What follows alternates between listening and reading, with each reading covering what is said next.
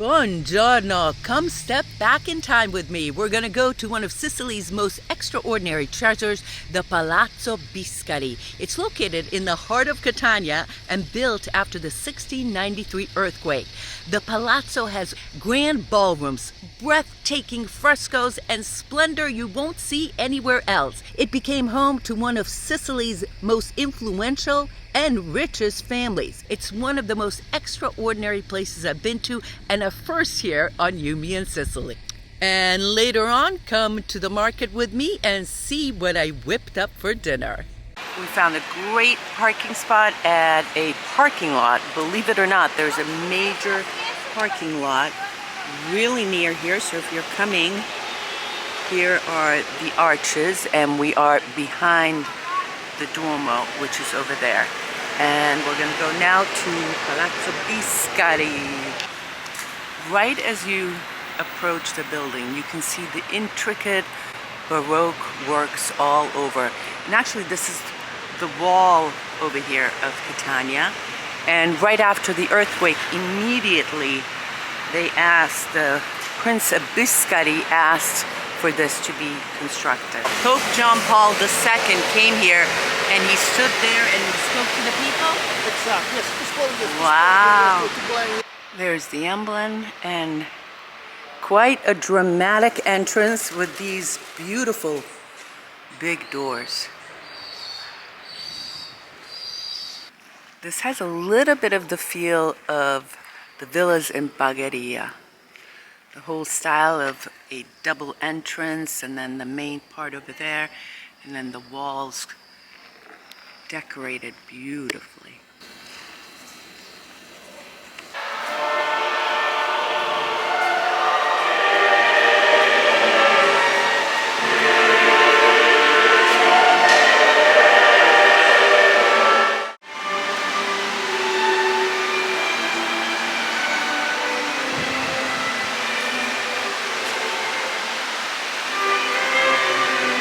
Imagine there are 600 rooms in this palace. 600 rooms, and some of them are still being used by family members. Now we're going to see just 8 of them, but they are spread to the left, to the right, and to the back side, all over this area. So impressive. Look at this. Everything is so beautiful.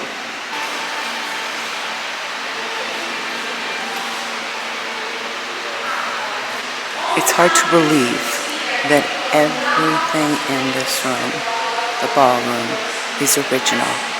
There has never been any work done since the 1690s. Incredible.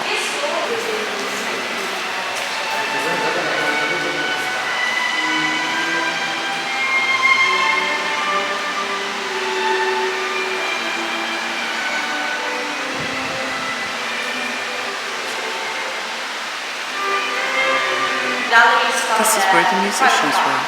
It's incredible up top. This way, everyone down here had plenty of room to dance. Wow, that's a beautiful sofa.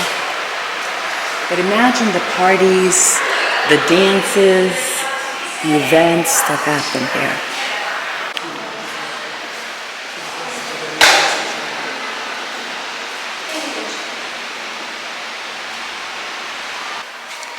The whole feeling here is so royal, so exquisite.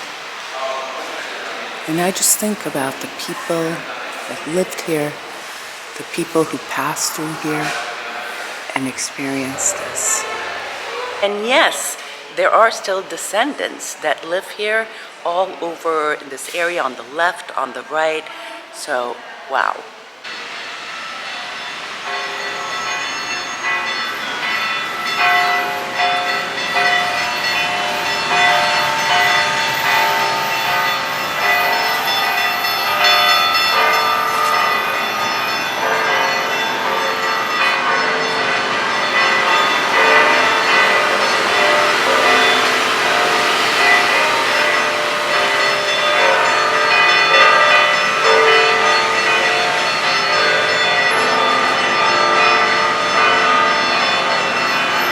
area. So we dry the sea, we fulfill this area with rocks, sand, the ruins of the war.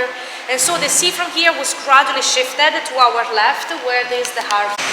This entire area right outside the palazzo was underwater until the 1950s.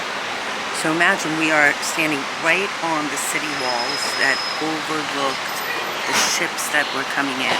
And what better way to flex their muscle, the family to flex their muscle, is the first thing that people see is this incredible facade. And this is where the Pope stepped out and blessed the people of Catania. Oh my goodness, look at this staircase. If you think about that period, you know, people were short, but these bedrooms are pretty spacious.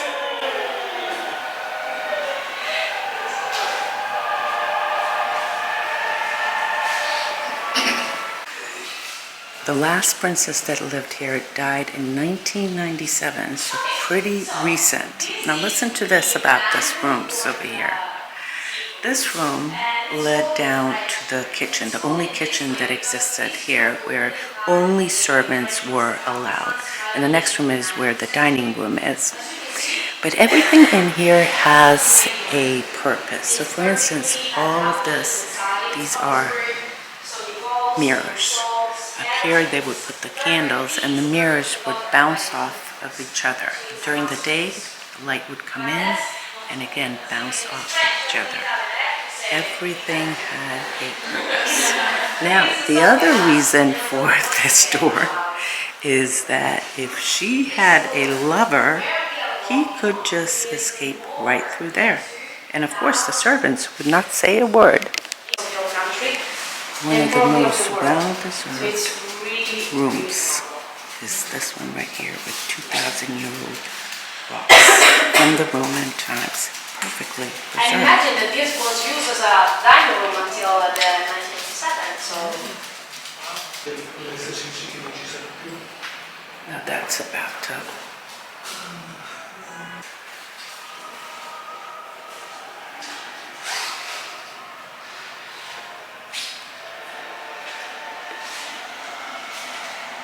Probably a kitchen over here. The Biscari family married with the Paterno, Castello, and also Moncado family, and they all sort of intermarried. And right now there's 80 family members still living here, and one of them, Ruggero Moncado, just left to go to Lipari. If I had known earlier that he was here, I would have stopped him.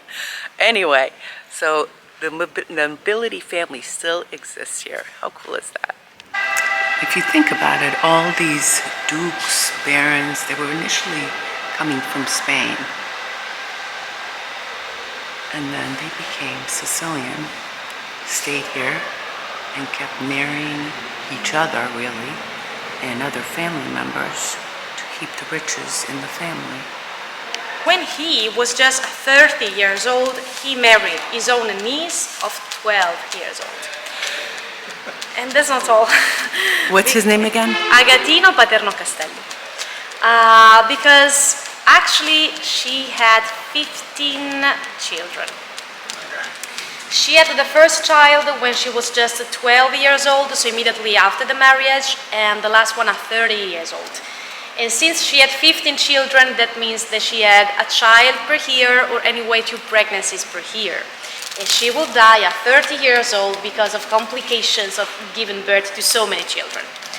But Agatino decided to marry his own niece because by doing so he kept all the money, all the lands, all the properties within the same family. And so this strengthened the Paterno Castello, making them one of the most powerful, one of the most influential families, not only here in Catania, but of all Sicily. The only one who at the time, and we are by the end of the 16th, early 17th century, who at the time was higher than them was the king, the Spanish king. At the time Sicily was under the Spanish domination, so except for the king, who held the highest position, immediately under, at least here in Sicily, there was the Paterno Castello family. So this really gives you the idea of the importance and the prestige of this family. Who were the Biscari family and why did they come here? They were a family of landowners. They had lands a little bit everywhere in Sicily. The most important one was the Biscari land, from which the family took its name, which is close to Ragusa. So we are in the hinterland of Sicily, 2 hours more or less from Catania, where they produced silk. So they made money based on this business until they became very, very rich and very, very important. Why did they pick Catania? Because it was on the sea, so it was strategic for trades. They were also not just producing silk, but also exported silk. So it was the smart choice, you know, to just have a palace right on the sea. Grazie mille. Thank you. How is it working here in It's the amazing. palace? It's amazing. It's amazing. I really love it. Yeah. Great. Thank you so much. During this earthquake, there was just a very small part of the city of the time that didn't fall down. That is to say, these city walls. The city walls, as I said, they resisted to the earthquake. That's why, 2 years later, in 1695, the Paternò Castello family, Prince of Biscari, they thought that building their home right on these city walls was the best choice ever, because that meant building an anti-seismic house, a safe house, capable to resist to further earthquakes. This explains why the level where we are walking on is a little bit higher compared to the one of the street, which is lower.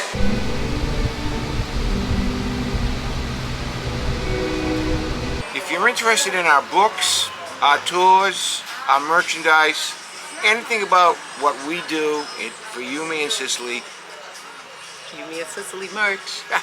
please go to www.youmeandsicily.com and you will be amazed at the website. Anything that you want about Sicily and our operation is there. From private tours to group tours, from great merch, as she said, to my books. www.youmeandsicily.com.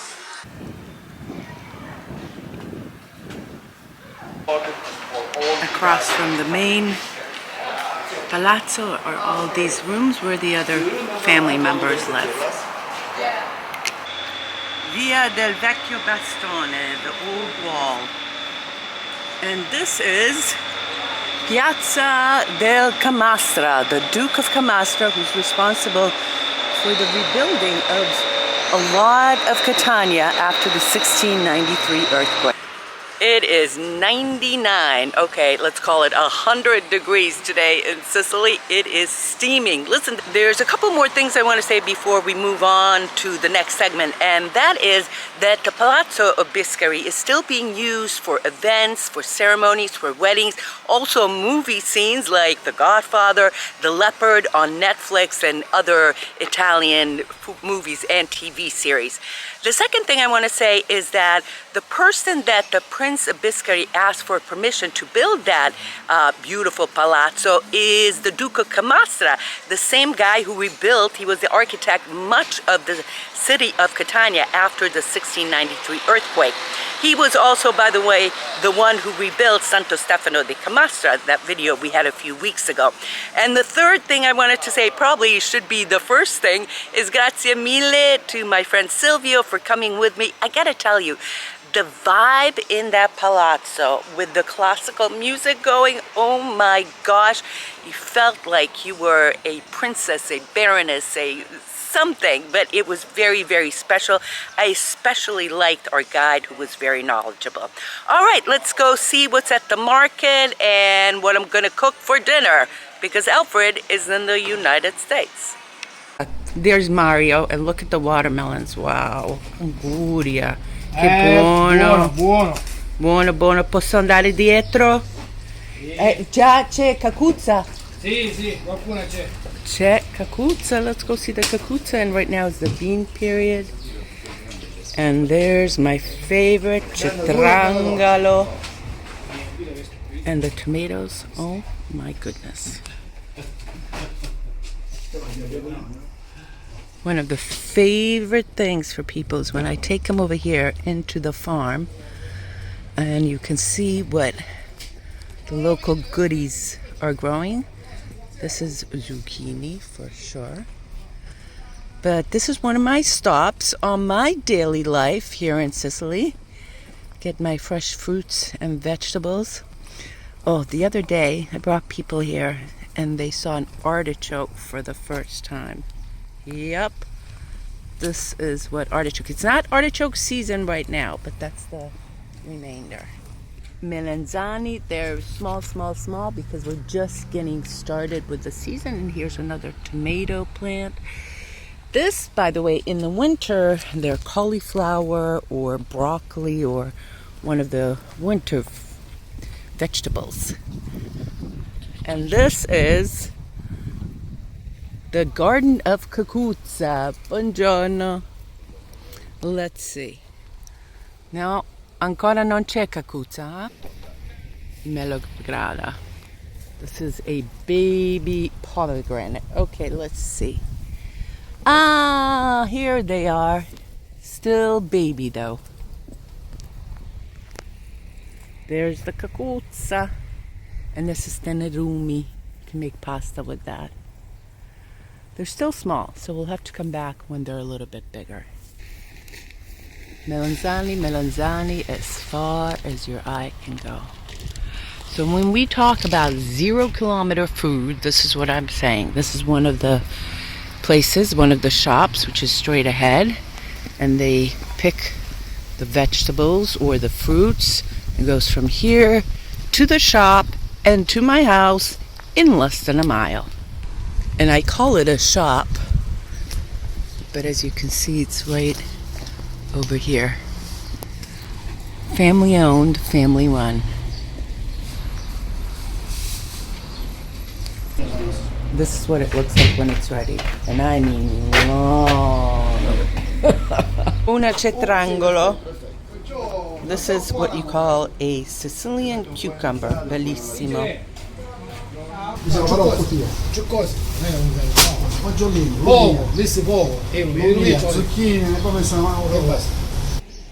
Picked right off the tree.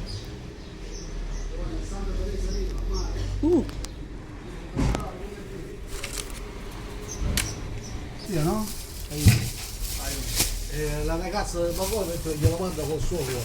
These are a few of the other things I bought. Some ginger, a wild garlic, their red pepper. These tomatoes from Pacchino are so smelling good. Some red onions, limoni, and these are not limes, these are lemon. Melone gialla, a lattuga, which is part of my always, a thing of parsley, a bunch of parsley, and some zucchini. And now I'm having some tea. This is gunpowder green tea from Japan. This is just the base of my salad. The cucumbers, red peppers, tomatoes, radicchio, rucola, arugula, a little bit of cabbage, and now I'm gonna make a stir fry with some shrimp, mushrooms, and here is the lettuce I'm gonna add. These guys are not doing too great, but I'm definitely gonna get a red pepper, pepperoncino, some basilico, and I bought some fresh parsley. Prezzemolo, but the little guys are growing. With this heat, 96, are you kidding? Those are wild greens, mushrooms, and I'm gonna add the shrimp and also the garlic, some more parsley. There's your shrimp. And then I add a little bit of turmeric. I'm gonna add some paprika and let's see, a little bit of mint. I'm also adding this amazing sea salt with garlic from my friend Lou and Jim. Grazie mille. So this is shaping out to be quite a delicious piece. Of course, I always put some hot pepper flakes because, you know, I'm a spicy kind of girl. And I think I'm going to put some zucchini spaghetti in here too. See this right here? It's called a magic peeler. And it has been magical in my life, let me tell you. You take it like this, And you guys call it Zulus, or what do you call it? Spiral zucchini or whatever. But this, when I discovered this in 2017, it changed my culinary life forever. I use it very often, and you can season it with whatever. I'm going to drizzle a little bit of olive oil in here, which I forgot to put at the beginning. And let's see, what else? Oh, I'm going to add some dry oregano. Let me show you how that looks. This is a package of dried oregano.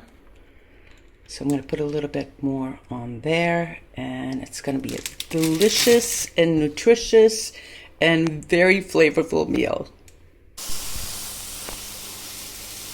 Little olive oil, little paprika from Hungary, and we're off to the races.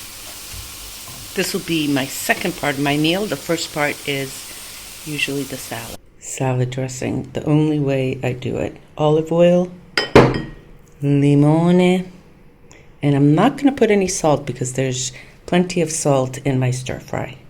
Buonissimo. Alfred always laughs at me when I eat my ginormous salads because I'm like, oh my God, it's so delicious. This tomato really is very delicious. It's sweet. This pepper is sweet. This radicchio is very bitter, like very bitter. This rucola is very flavorful. The lemon and olive oil just add a deliciousness. So yeah, I love my salad. Anyway, that's it for today. Hope you enjoyed this video. What did you think of Palazzo Biscari? We'll see you next week. I don't know what I'm gonna do. It'll be a nice surprise. Ti voglio bene, sa benedica. Ciao.